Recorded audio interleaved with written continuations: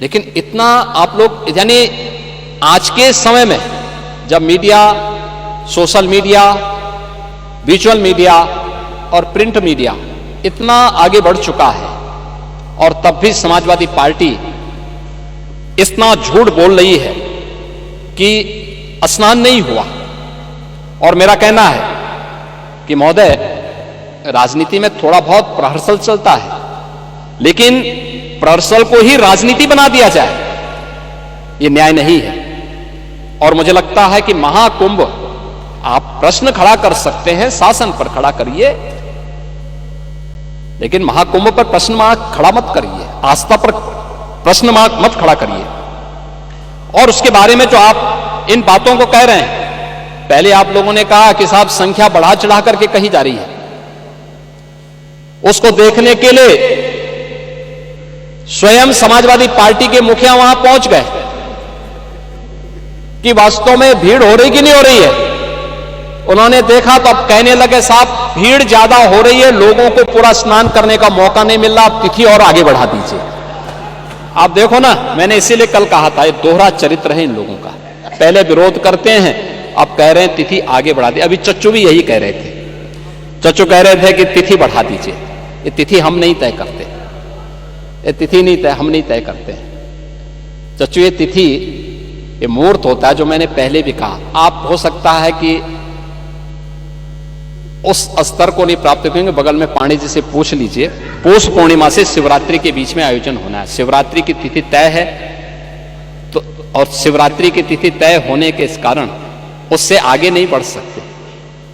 मैं इसलिए बोल रहा है क्योंकि आप शांत हो गए हैं ना। वैसे मैं आपको धन्यवाद दूंगा कि आपने मिल्कीपुर में सहयोग किया, मैं इसके लिए आपको बहुत बहुत धन्यवाद देता हूं।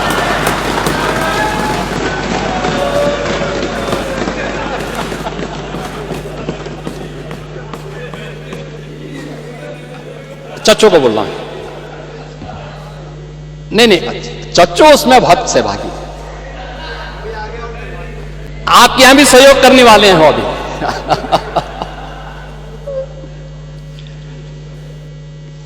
महोदय, ये महाकुंभ का आयोजन जो आदरणीय प्रधानमंत्री जी के मार्गदर्शन में, पूज्य संतों के सानिध्य में इतना विराट आयोजन बना है, यह एकात्मता का एक महाकुंभ है। और मैं आपकी परेशानी समझ सकता हूं, जो आपकी विभाजनकारी राजनीति है, जो आपकी जाति जाति के बीच में विखंडन करने की राजनीति है। इसका जवाब देश ने भी दे दिया और उत्तर प्रदेश ने भी दे दिया। देश ने हरियाणा, महाराष्ट्र और दिल्ली की विजय के रूप में यह जवाब दिया है।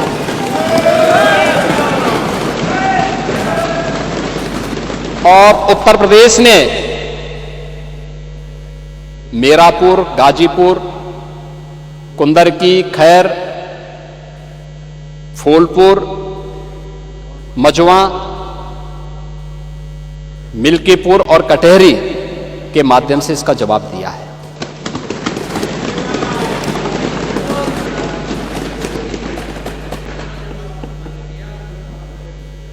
पांडे जी, आपको प्रचार करने से किसने रोका था? आप मुझे बताइए, यानी आप करहल जीत जाएं तो आपकी विजय,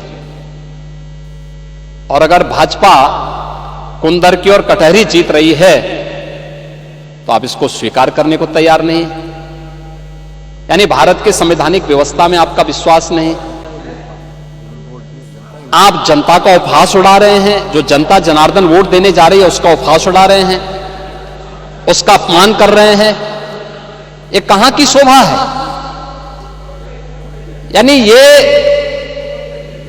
अरे अब देखिए, विषय आया था इसलिए मैं कह रहा हूं, क्योंकि चच्चू ने बात कह दी कि आगे तिथि बढ़ा दिया जाए, तो मैंने कहा बढ़ाने का वो हमारे ऊपर नहीं है, ये शास्त्रों की परंपरा है, शास्त्रीय गणना, शास्त्रीय पद्धति, ज्योतिषी गणना के अनुसार ही होगी।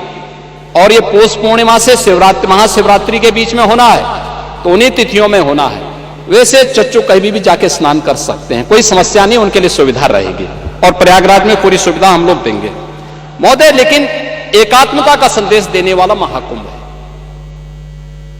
पूरे आयोजन को हम लोगों ने उस रूप में जोड़ा है और जो यहां पर चर्चा हो रही थी, एक जो भाव देखने को मिला है एकात्मता का भाव, उस एकात्मता के भाव ने तो हम सबको और दुनिया को जरूर इस एकता के उस सूत्र में जोड़ने का कार्य तो किया। डिजिटल कुंभ पे भी प्रश्न खड़ा हो रहे थे और महोदय मैं इसके बारे में भी आपसे चर्चा करनी, इसके बारे में मैं सदन का ध्यान आकर्षित करना चाहूंगा कि दुष्प्रचार की अपनी एक सीमा होती है। दुष्प्रचार की अपनी एक सीमा होती है और कितना दुष्प्रचार हमारे विपक्ष के मित्रगण करेंगे।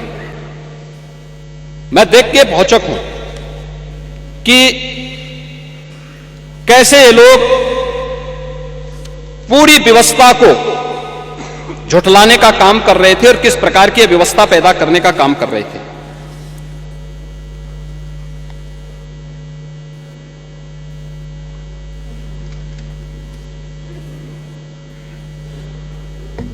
इसमें खासतौर पर समाजवादी पार्टी का जो मीडिया सेल है, इसने महाकुंभ के बारे में जो दुष्प्रचार किए, इसमें इन्होंने कहा था कि डिजिटल कुंभ के बारे में जो प्रश्न आप खड़ा कर रहे थे, इस डिजिटल कुंभ का ही परिणाम है